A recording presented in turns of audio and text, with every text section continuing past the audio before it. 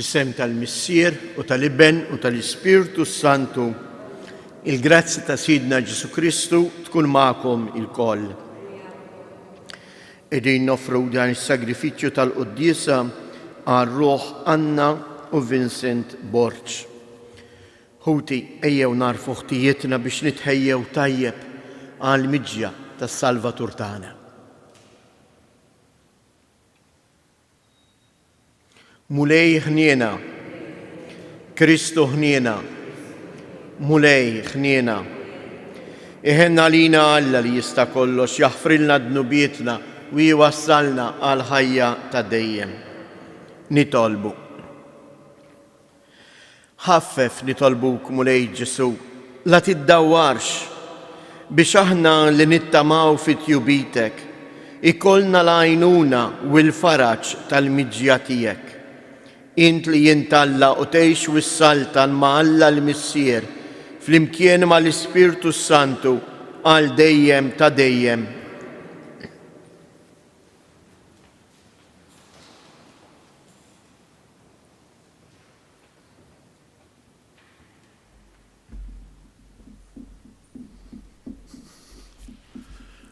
Qarim it-tieni ktieb ta' Samwel. Meta s-Sultan David mar joqgħod f'daru u l-mulej serħu mill-edewwa kollha ta' madwaru, is-Sultan qal lil Netan il-profeta: Issa, ara jiena qiegħed f'dar taċ-ċedru u l-arka ta' Alla qiegħda f'nofs tat-tinda. U qal Netan lis-Sultan: kull ma għandek fi ħsiebek li tagħmel mur għamlu għax il-mulej miegħek. Imma dak il-lejl stess ġiet il-kelma tal-mulej lil Netan u qallu: murajt lil qaddej tiegħi David. Dan jgħid il-mulej: se tibni li int dar biex noqgħod fiha? Ara, jiena ħadtek mill-merat minn wara l-imrieħel biex tkun prinċep fuq il-poplu tiegħi Iżrael. Dejjem kont miegħek f'kull ma kont tidħol għalih. U meta int ridt l-edewwa tiegħek kollha minn quddiemek. Issa jiena nibnilek isem kbir jixbaħ l-ismijiet il-kbar li hawn fid-dinja. Nagħmel post għall poplu tiegħi Iżrael u nqiegħdu hemm fejn jammar bla biża' u ma jaksuhx iżjed il-ħżiena bħalma għamlu sa tmien dejjem. Jiġifieri sa minn meta qajjimt l-imħalfin fuq il-poplu tiegħi Iżrael u nserħek mill-edewwa tiegħek kollha. Lilek imbagħad il-mulej jagħtik kelma li jibnilek dar. U meta inti ttemm żmienek u tkun straħajt ma' missirietek, jiena nqajjem nisel warajk. Nisel ħireġ mill-ġewwieni tiegħek u nsaħħaħ is-saltna tiegħu. Jiena nkun għalih missier u jkun għalija ibn, il-familja tiegħek u s-saltna tiegħek jibqgħu sħaħ għal dejjem qudiemi. It-tron tiegħek jibqa' sħiħ għal dejjem. Il-kelma tal-mulej. Roddu ħajr lil Alla. Għas-salm responsorjali nwieġbu: it-tieba tal-mulej irrid dejjem nanni. Ngħidu: it-tieba tal-mulej irrid dejjem nanni. It-tieba tal-mulej irrid dejjem nanni. F'kull żmien ixandar fomm il-fedeltà tiegħek. Għax jien għedt tjubitek tibqa' sħiħa għal dejjem. Bħal smewiet int wettaqt il-fedeltà tiegħek. Ngħidu: it-tieba tal-mulej irrid dejjem nanni. Għamilt patt mal-mażul tiegħi. Ħlift lil David il-qaddej tiegħi. Jien nagħmel li nislek jibqa' l dejjem, li f'kull żmien jibqa' sħiħ it-tron tiegħek. Ngħidu: it-tieba tal-mulej irrid dejjem nanni. U jsejjaħ li: int missieri u Alla tiegħi, fortizza u salvazzjoni tiegħi. It-tieba tiegħi nżomma fuq u għal dejjem u l-patt tiegħi miegħu jibqa' sħiħ. ngħidu. Il-tieba tal-mulej irrid dejjem nanni. Nqumu għall-Evanġelju.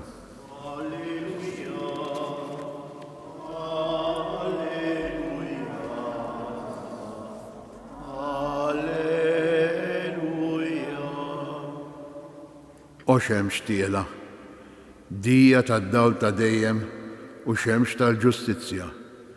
Ejja, u dawwa lil dawk li jinsabu fid-dlamijiet u d-del tal-mewt. Alleluja, alleluja, alleluja.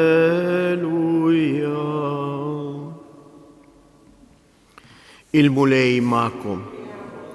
Qari mill-Evanġelju skont tal-Luqa.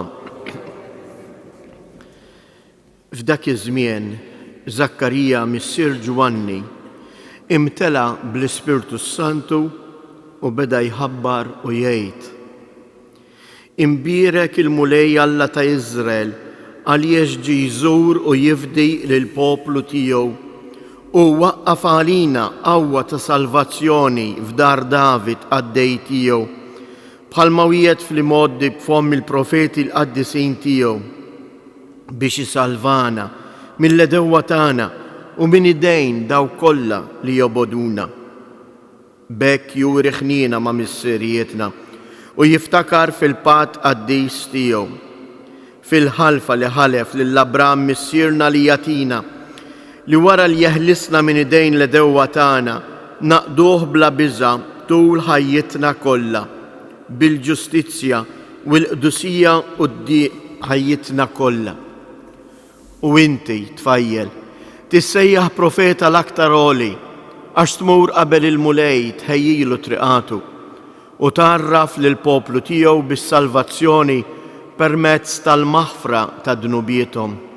Mogħtija mill-qalb ħanina ta' Alla tagħna li mill-għoli jiġi jżurna bħal xemx tiela u jdawwal lil dawk li jinsabu fid-dlamijiet u d-del tal-mewt u jmexxi il-passi tagħna fit-triq tas-sliem. Il-kelma tal-mulej.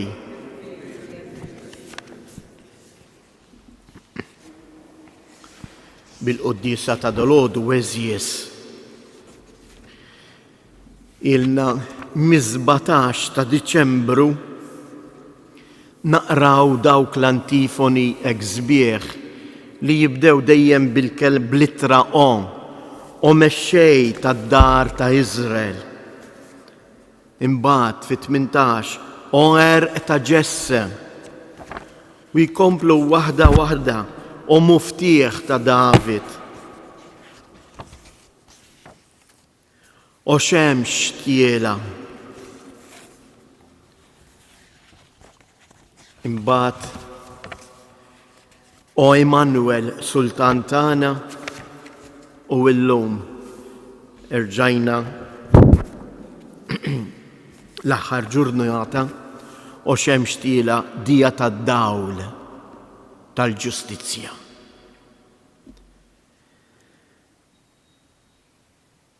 Il-qari jekk rajtu dawn l-antifoni kollha bil-Latin kull ewwel ittra tagħhom jekk naqduhom ma' xulxin tifforma l-kelma u t-tifsira ta' dak li qegħdin niċċelebraw. Tifforma l-kelma, it-traduzzjoni tagħha bil-Malti tiġi inkun għada. Qegħdin nistennewh. U jekk għadna attenti għall-ewwel talba li tlabna l-missier dal-għodu f'din il-quddiesa, qegħdin ilu ħaffef mulej fit-texejja la tiddawwarx biex aħna li nittamaw fik ikollna l-paċi. U għal din it-talba, araw iżbuħija eżies tal-liturġija, għal din it-talba tagħna dal-għodu dawn is-seba' antifoni, l-antifoni l-kbar, il-mulej jirrispondina bil-kelma inkun għada. inkun għada ma'kom, inkun fostkom. Ekku koll l-qari, l-ewwel qari, qegħdin naraw kif il-profeta Natan iħabbar u jgħid ċaru tont lil David, għax David meta kellu l-arka, u l-arka l-poplu ludi kienet tfisser il-preżenza ta' Alla, għaliex fl-arka kien ikun hemm miġbura il-manna, il-bastun ta' Aronna u t-twavel tal-liġi. Dawk huma l-akbar xhieda tal-kelma ta' Alla, l-preżenza ta' Alla. U David qal imma kif jista' jkun jien qiegħed f'palazz u l-arka qiegħda f'tinda. U David trid jibni t-tempju. U Natan, il-profeta jgħidlu mhux inti tibnija d-dar, imma huwa Alla li jibnilek id-dar. Mhux il-bniedem jibni dar Alla, imma huwa Alla li bena daru fostna, għammar fostna. U kif rajna, Zakkarija mimli bil-qawwa tal-Ispirtu għaliex huwa min jumilja ruħu mlumli quddiem Alla il-mulej jimlieħ bl-Ispirtu. Araw l-arka l-bniedem id-dar timtela bl-Ispirtu ta' Alla. Zakkarija jinseġ dal-innuwek ta' tifħir. Jekk qattu attenti ma jibdix jiftaħar għax twelidlu ibnu Ġwanni. Imma jibda jaqra l-istorja kollha tas-salvazzjoni. Imbirek il-mulej Alla ta' Iżrael għaliex ġie jżur u jifdi il-poplu tiegħu. Ġie biex jisalvana mill-edewwa. Bekk huwa qiegħed juri ħnina magħna għax ftakar fil-patt qaddis tiegħu. U meta jiġi biex jipprofetizza dak li se jagħmel ibnu Ġwann, huwa stess jgħidlu inti tfajjel ħatkun tissejjaħ il-profeta tal-Għoli, il-kelliem ta' Alla, u ħatmut ħejji il-poplu biex jaraf il-maħfra ta' Alla u jaċċetta l-maħfra ta' Alla. Int li ħatħabbar il-dak li ġej biex idawwal id-dlamijiet tal-bniedem. Ejjew ngħixu dawn l-aħħar ftit sigħat b'sens ta' umiltà, ta' gratitudni għal dak kollu li Alla sejjer jagħmel magħna fit-twelid, fiċ-ċelebrazzjoni ta' twelid ta' ibnu. Alla ġej, il-mulej ġej biex jiltaqa' magħna, biex jifarraġna, biex fuq kollox idawwal id-dlamijiet tad-dnub tagħna.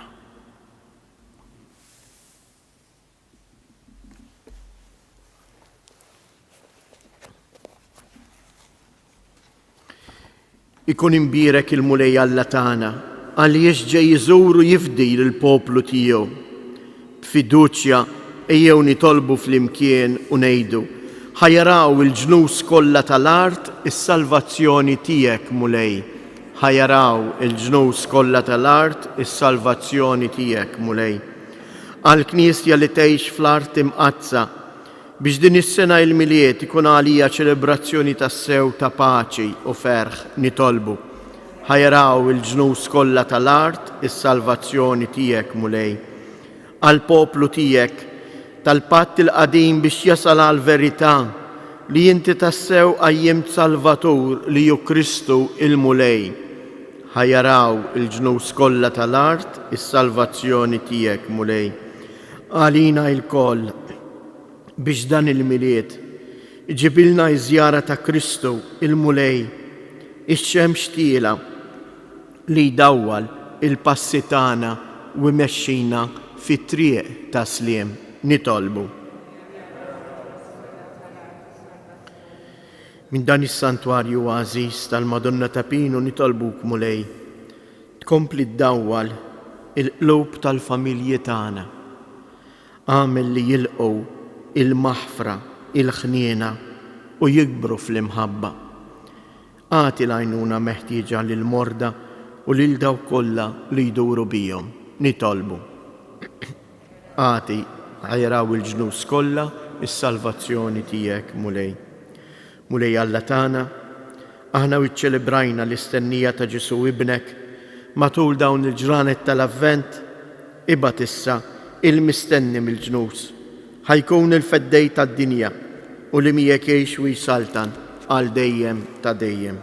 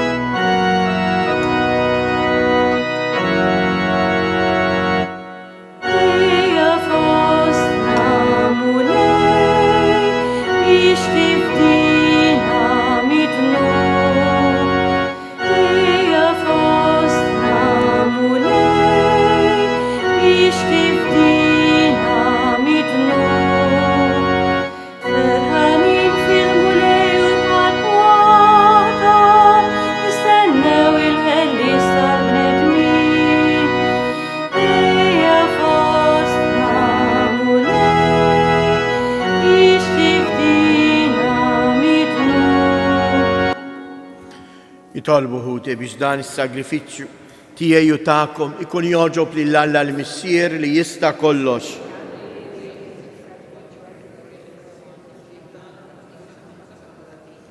Fit-tieba tiegħek mulej ilqa' l-offerti tagħna biex it-qarbina tagħna bihom tnaddafna minn ħtijietna u jkun jistħoq ilna nistennew b'qalb safja il-miġja glorjuża ta' Ibnek Ġesu Kristu Siedna li jgħix u jsaltan għal dejjem ta' dejjem.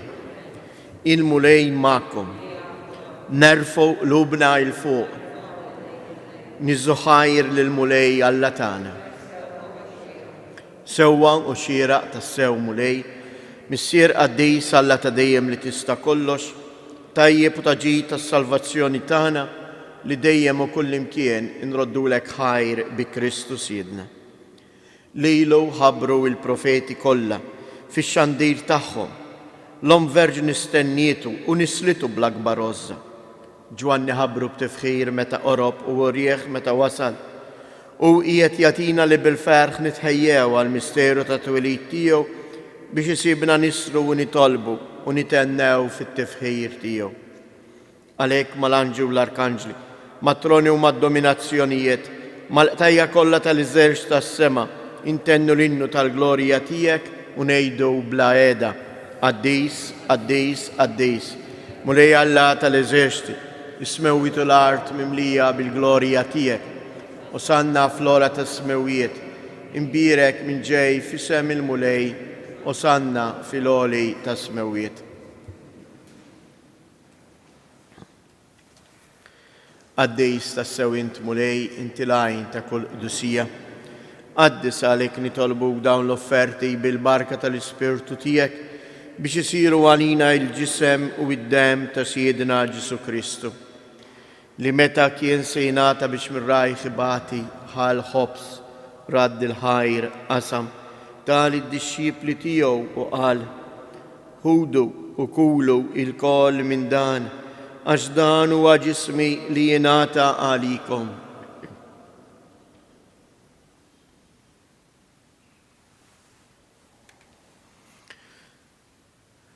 Ekku koll wara li klaħa l-kalċi reġarad il-ħajr tal-disċipli tiegħu u qal: ħudu u xorbu minnu il-koll, għax dan huwa l-kalċi ta' demmi tal-patt il-ġdid li jibqa' dejjem, id-dem li jxirrita għalikom u għall-bnedmin kollha għal maħfra ta' dnubiet.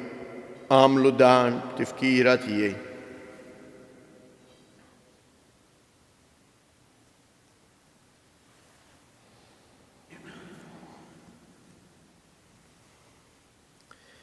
Danu il-misteru tal-fidi inħabbru l-mewt tiegħek mulej, inxandru bil-ferħ il-qawmien tiegħek, nistennewk sa ma tiġi fil-glorja.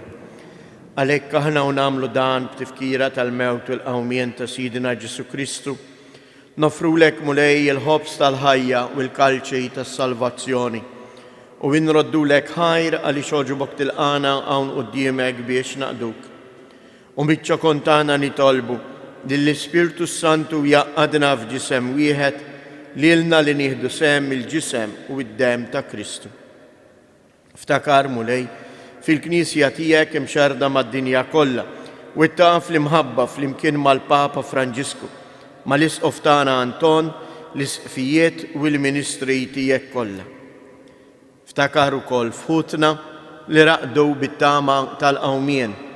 Ftakar fil-mejtin kollha daħħalhom quddiemek fid-dawl tas-sebħ tiegħek. Ħenna lina il-koll nitolbuk, għati lilna wkoll il-wir tal-ħajja ta' dejjem flimkien mal-Verġni mqazzhom mal-Marija, ma' San Giusepp, l-Apostli u l-Qaddisin kollha li jgħixu fil-ħbiberija tiegħek sa mill-bidu tad-dinja. Għamel li magħhom infaħruk u nsebħuk b'Ġesu Kristu ibnek. Bi Kristu, ma' Kristu u fi Kristu. Jingħata lilek Alla Missier li tista' kollox, flimkien mal-Ispirtu Santu, kull ġieħu glorja għal dejjem ta' dejjem. Ejja la tiddawwarx, ejja mulej fostna ġibilna s-saltna tiegħek, saltna ta' mħabba, saltna ta' ħniena, saltna ta' maħfra. U għalhekk ngħidu, Missierna li inti fis-smawiet jitqaddis ismek, tiġi saltnatek, ikun li tritint kif is-sema hekk fl-art. Ħobżna ta' kuljum matina llum, aħfrilna dnubietna bħalma naħfru lil min ħati għalina u la ddaħħalniex fit-tiġrib iżda eħlisna mid-deni. Eħlisna nitolbuk mulej minn kull deni, għatina fit-tieba u l-ħnina tiegħek il-paċi fi żmienna biex inkunu ħielsa dejjem midnub u imħarsa minn kull inkwiet. Aħna u nistennew u nittamaw ilina u l-miġja tas-Salvatur tagħna Ġesu Kristu. Mulej Ġesu Kristu, li qed lill-Apostli tiegħek inħallilkom isliem, natikom isliem tiegħi la tħares lejn dnubietna, iżda ħares lejn il-fidi tal-Knisja tiegħek, għatija isliem u laqda li jint trid fija, int li tgħix wis-saltan għal dejjem ta' dejjem. Il-paċi tal-mulej tkun dejjem magħkom. Għatu l-paċi lil xulxin. Ħaruf ta' Alla li tneħħi d-nubiet tad-dinja ħenna għalina. Ħaruf ta' Alla li tneħħi d-nubiet tad-dinja ħenna għalina. Ħaruf ta' Alla li tneħħi d-nubiet tad-dinja għatina il-paċi.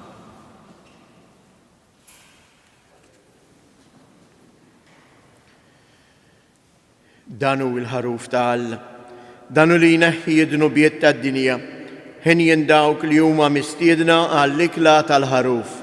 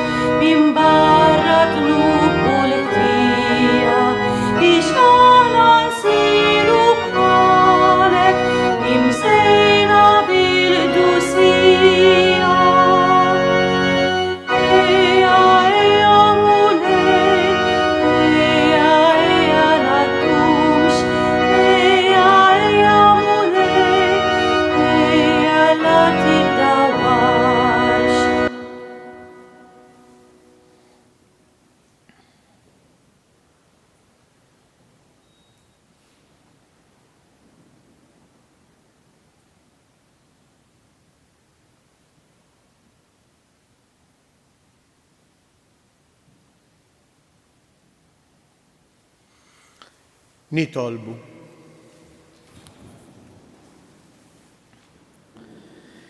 Issa li ħadna r-ruħ bid-don tiegħek tal-ħaġeb, għatina mulej li qegħdin nitħejjew għat-twelid imqaddes ta' ibnek, ekku kol b'ferħ kbir niksbu id-doni tiegħu ta' dejjem bi Kristus Jedna. Xtieq infakkarkom issa hekk il-ħinijiet lejla fis-6:30 ikollna hawn il-qudiesa tal-lejliet il-miliet tal-Fġili biex imbagħad fil-11:30 ikollna iċ-ċelebrazzjoni ta' twelid tal-mulej. Is-santwarju il-lejla malek jiftaħ għal-ħabta tal-11 ta' bil-lejl. Imbagħad nhar il-miliet filgħodu il-quddies ikun bħal dak tal-ħadd, ġifieri fis-6:15, 8:30, l-10 u 11:15. Imbagħad is-santwarju jagħlaq f'nofsinhar biex fil-4 jerġa' jiftaħ u jkun hawn quddiesa oħra fil-5 ta' filgħaxija. Għal benefiċċju anke tal-morda tagħna il-quddiesa tal-11:30 ta' bil-lejl ta' twelid ta' Sidna Ġesu Kristu se tkun imxandra fuq il-Facebook page tas-Santwarju ta' Pino. Il-Facebook page tas-Santwarju ta' Pino. Min hawn ukoll naf li f'dajn il-quddiesa ħafna immigranti, partikolarment dawk tal-Awstralja, ikunu qegħdin isegwuna u nixtieq nawguralhom minn qalbi minn dan is-santwarju kull paċi u għena tal-mulej. L-Awstralja jkun l-ewwel pajjiż wieħed minn tal-ewwel li jiċċelebraw propju it-twelid ta' Ġesu Bambin minħabba d-differenza fil-ħinijiet. U għalhekk minn qalbna nwedhom li jinkomplu dejjem inżommuhom fit-talb tagħna u jew hekk inħossuna l-kol magħquda taħt il-mant ta' Omna Marija li mill-ġdid terġa' tagħtina kontinwament lil bena Ġesu biex ikun is-Salvatur u l-paċi tagħna. Il-mulej magħkom. Iberikkom Alla li jista' kollox, il-Missier, l-Iben u l-Ispirtu Santu. Morru u għejxu fil-paċi ta' Kristu.